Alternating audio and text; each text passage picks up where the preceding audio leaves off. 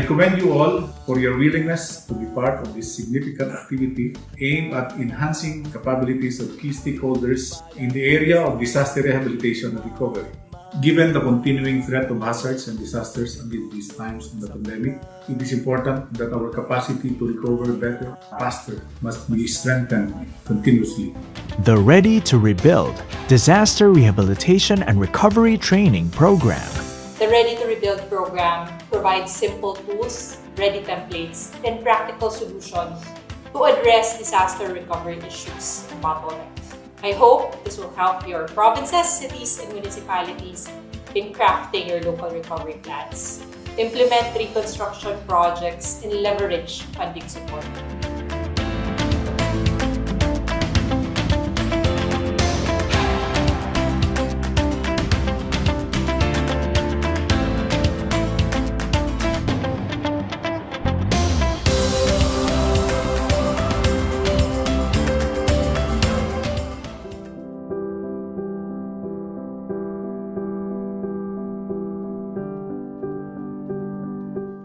Kay Usman, sa downtown Daet, grabe ang baha. Pero yung kay Rosing, talagang matindi yung storm surge saka yung hangin na bumira sa amin. At yung ikatlo, recently lang, yung pinakamatinding naranasan din namin dito sa Daet ay yung kay Ulysses. Yun, matindi rin yun. Parang pinaghalong Usman at Rosing na umabot ng halos 16 hours yung lakas ng hangin. 4 days before the onset of Typhoon Odette on December 16, Inooc City already experienced flooding in 8 barangays. And on December 16, all 5 rivers of Inooc City were raised to a critical level. May mga naapektuhan po na families, about 2,785, which were evacuated in the aftermath of Typhoon Odette. 26 out of the 79 barangays of Inooc City suffered due to the damages on the infrastructures, or particularly on the lifelines, such as roads and bridges.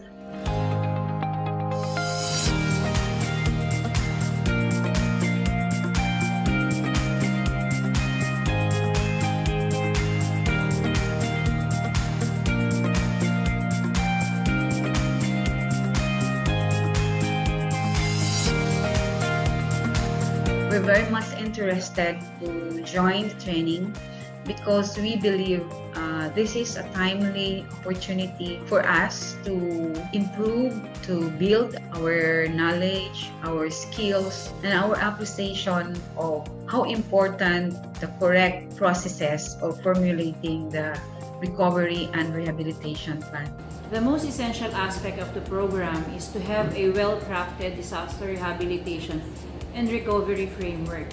This training really helps us to guide and prepare our national and local governments to recover better and faster for future disaster. At pwede rin namin magamit yung mga datos namin doon sa mga PDNA na kinandak namin, mga nakaraang disaster na naranasan po namin. Tapos siguro nito, makakabuo tayo ng isang maayos na papanahon at eksaktong programa sa recovery and rehabilitation from any kind of disaster. Kasi multi-hazard yung approach niya, magkakaroon tayo ng isang komprehensibo na plano.